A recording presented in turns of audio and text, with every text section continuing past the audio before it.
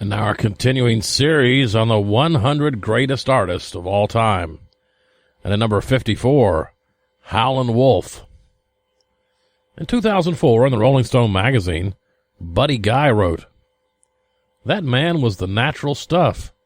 When I first heard Howlin' Wolf's records, I thought that deep, scratchy voice was a fake voice, just the way he sang, until I met him. He said hello, and I thought, uh-oh, this isn't fake, this is for real." Wolf's conversation was the same as his singing.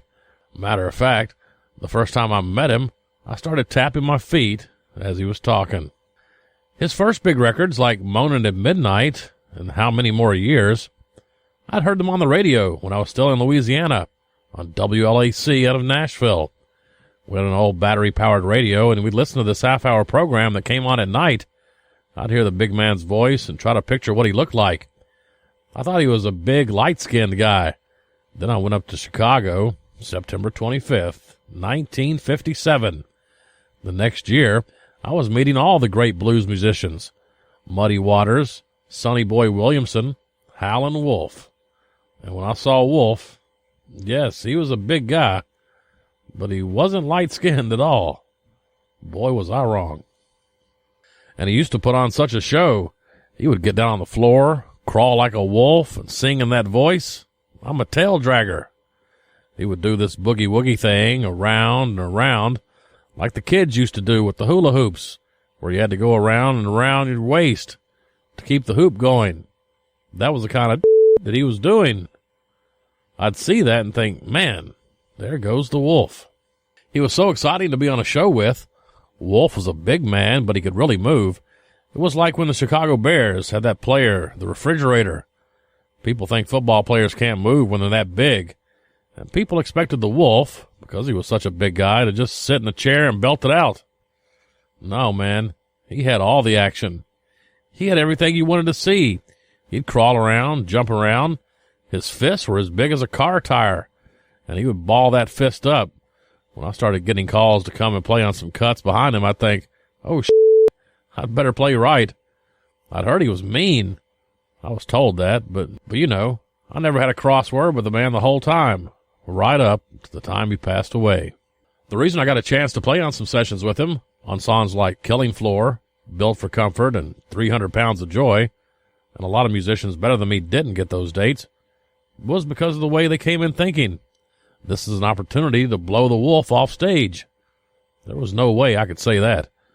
This was my opportunity to learn something from the Wolf.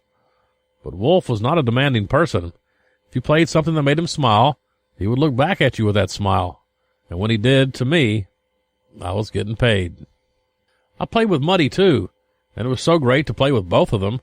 I heard a rumor that Wolf and Muddy didn't get along. I never saw that.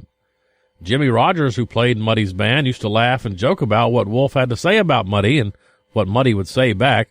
But all of them talked bad about each other, calling everyone. That was their thing. With musicians, was the word. And when Wolf said, you can't play, he was really going to say, I'm going to fire your ass up. If I tell you can't play, then you're going to bring it on. That's the way Wolf treated you. That would signify for you to show your Everything you wanted was right there, touchable to me, in that voice, even when Wolf wasn't singing. We used to have these Blue Mondays in Chicago that would start at 7 o'clock in the morning. That's when we'd all get together after playing and just do a conversation, man. I'd sit and listen to Wolf talk, and it didn't have to be about music. He loved fishing, he loved sports. And to me, it all sounded like music from heaven. People don't know him the way that they should now. When Muddy died, they interviewed me on television, and they asked me, what should be done? I said most cities with famous musicians, like Chicago, they end up naming a street or something after him, and they got the street that Muddy lived on most of his life named after him. But it never happened for Wolf. And the younger generation coming up now, if you don't talk about the music or the artists, they don't know them. My children didn't know who I was until they were 21 and were able to come into clubs and see me. Buddy Guy concludes, we got to go back and do some digging. We have to let people know that Howlin' Wolf and Muddy and Little Walter and all these cats made Chicago the world capital of the blues. Chess Records is a landmark, But who made chess records? What about those people we done forgot about? Like Wolf. It's our continuing series on the 100 greatest artists of all time. And at number 54, Howlin' Wolf.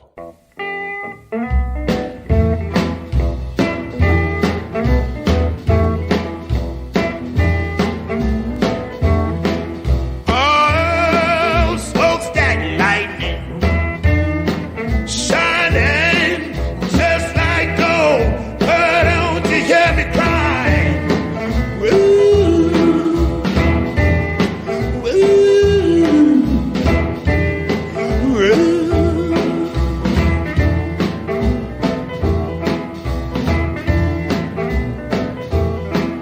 Oh, tell me, baby,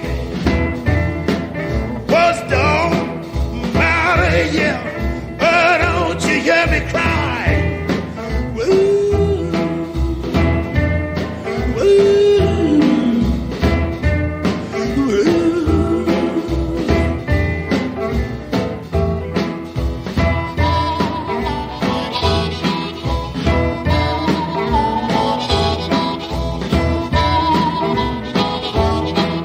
Oh, tell me, baby, why did you stay last night?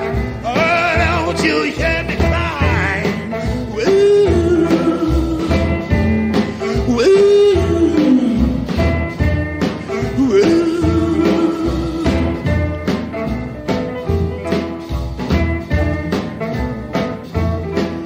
Oh, stop your train. Let her go by. Oh, don't you hear me crying? Woo, woo, woo.